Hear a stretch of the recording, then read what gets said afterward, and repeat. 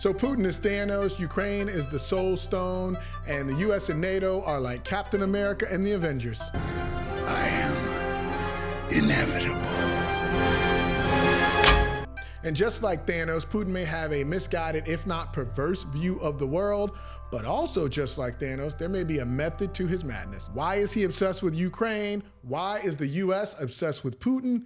Why should any of us care? That's what we're here to talk about today. Now, the United States is involved in over 15 conflicts. That number changes depending on who you ask, but it's only growing. And as we attempt to install democracy one third world country at a time, Russia is doing its best to be the Ike to our Tina Turner. Come on. Now, I'll caveat everything I'm gonna say with 2 points. Point number one, I am an American, and while I like to think that I'm evolved, my views and opinions are most certainly jaded by the propaganda I see every day and my Western perspective of the world. Two, the purpose of this video is to look at these conflicts from a different perspective because, as the saying goes, everybody is the hero in their own story. And trust me, I know, because I am a famous writer and I write stories. So obviously I know about the hero's journey. I know a thing or two about heroes. Now, I'll try to do this as concise as possible, focusing on what I think are the three major conflicts that the United States is involved with, and I'll break it into 3 separate videos, starting with this one where we will focus on Ukraine and Russia. Everyone knows that Ukraine and Russia are at war, and the United States is funneling money to the Ukraine to help with their war efforts, as they are part of not really NATO, like NATO Light or junior NATO members, maybe, fake NATO. It's like they're pledges to our gang, but they just don't have the super secret decoder ring yet. They don't know the secret handshake. They can't get into any of the frat parties.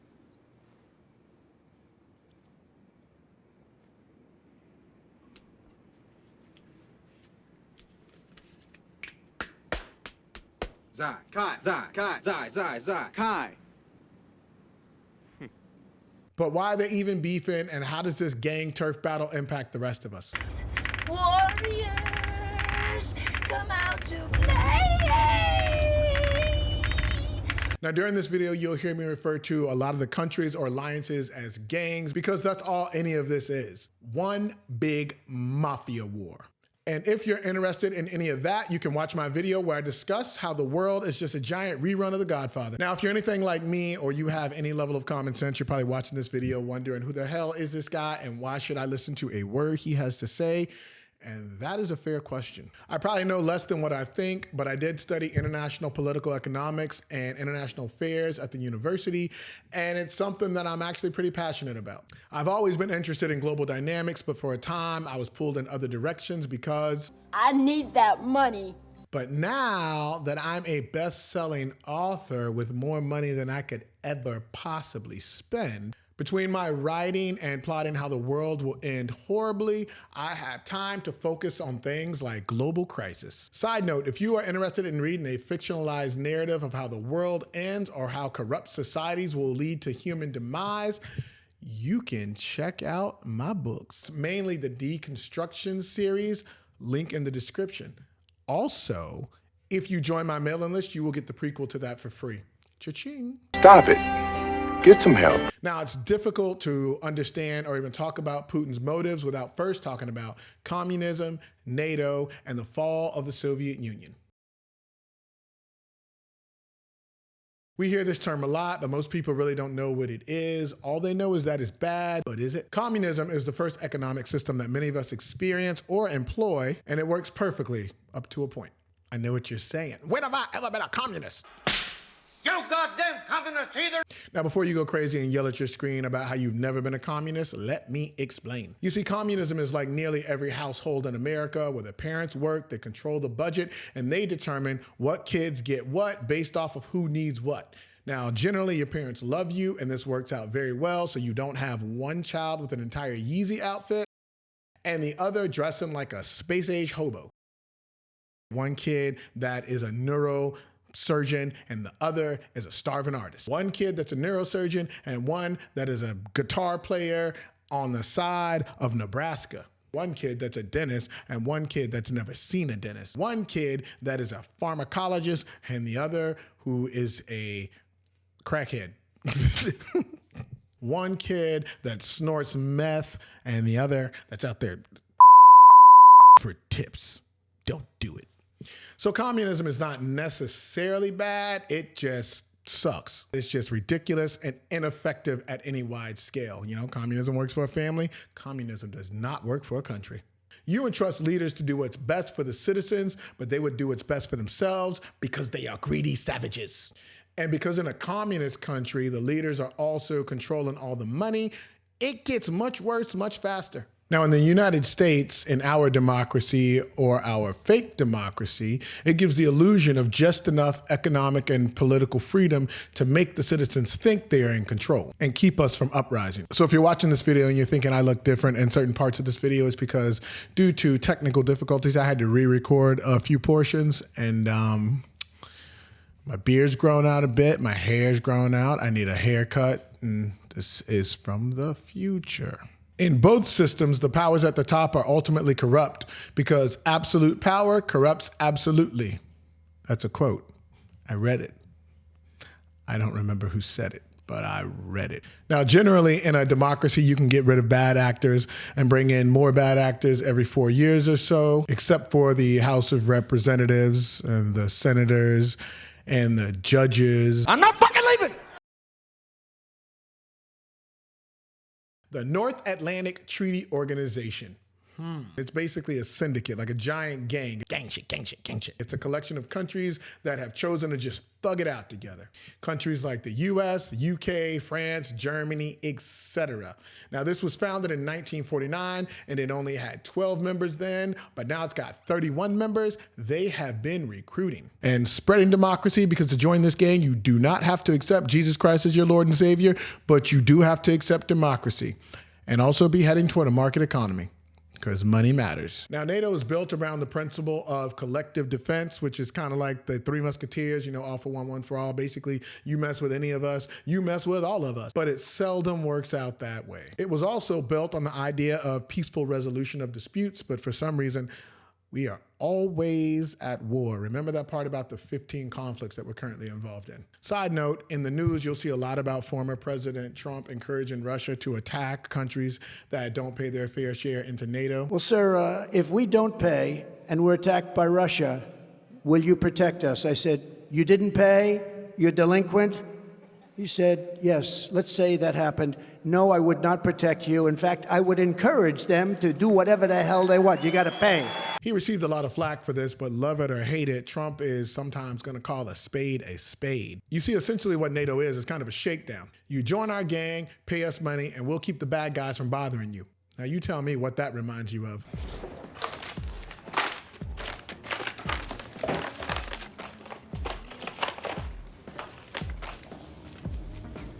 Business slow, we tell you. We pay security, what for? Kid break window, you do nothing. We pay no more. Now, originally, the other gang or mafia family around at the time of the origination of NATO was the Warsaw Pact, led by you-know-who.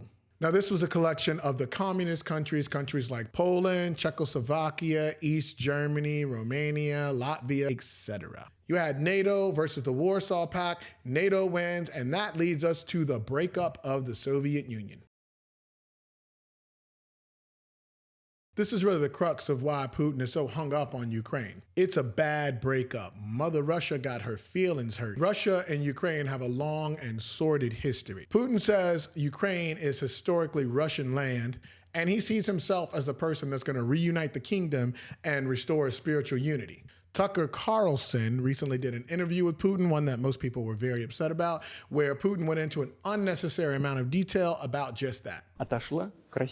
And these lands, the whole left bank of Dnieper, including Kiev, went to Russia. And the whole right bank of Dnieper remained in Poland. Under the rule of Catherine the Great, Russia reclaimed all of its historical lands, including in the south and west. This all lasted until the revolution. So the idea which had emerged in Poland that people residing in that territory were allegedly not really Russians, but rather belonged to a special ethnic group, Ukrainians, started being propagated by the Austrian General Staff. But may I ask you, you're making the case that Ukraine, certainly parts of Ukraine, Eastern Ukraine, is in effect Russia, has been for hundreds of years. Why wouldn't you just take it when you became president 24 years ago? You've got the U.S. expanding their gang further to the east. Putin realizes his turf is shrinking, and it's more important than ever to stop westward expansion. You see, democracy and communism are basically drugs, and you're either snorting democracy or you're snorting communism. I said, goddamn. Goddamn.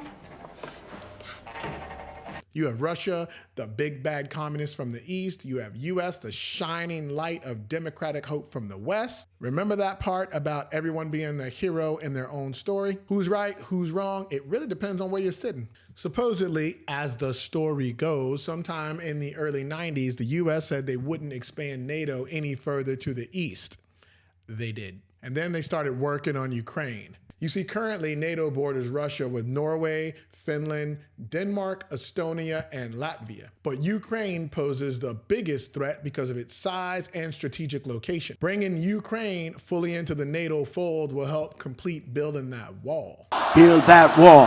Build that wall. Build that wall. Build that wall. Around those communist countries. And if you don't think walls work well, You should ask China. speaking of China, if Ukraine fails, China may very well decide to invade Taiwan, thus increasing the communist footprint and making their gang just a little bit bigger. Putin has stated before that moves to bring Ukraine into NATO would be viewed as a hostile act. So Ukraine kept hanging out with NATO, going to bars, watching rom-coms, doing military exercises. Did we just become best friends? Yup! They even became something that is called an enhanced opportunity partner. No one knows what it means. But Ukraine stated their goal is to attain full membership in NATO. So what you can see here is not only does Putin have an ideological belief that Ukraine belongs to Russia, but it's also an act of self-preservation.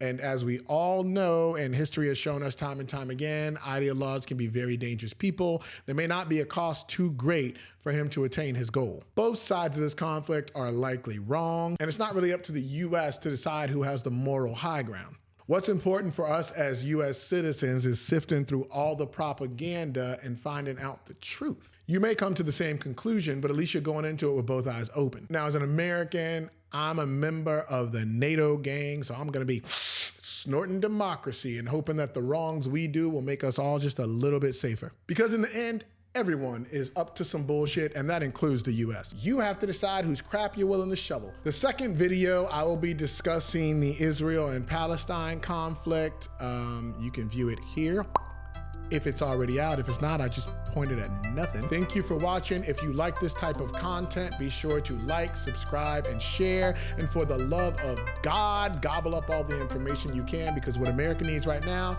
is informed citizens. And they seem to be on the decline. Don't be one of the ill-informed. Don't be part of the problem. Be part solution. Be the solution you want to see put in. Solve yourself. Is this the part where I go off script and just start saying stuff? Probably.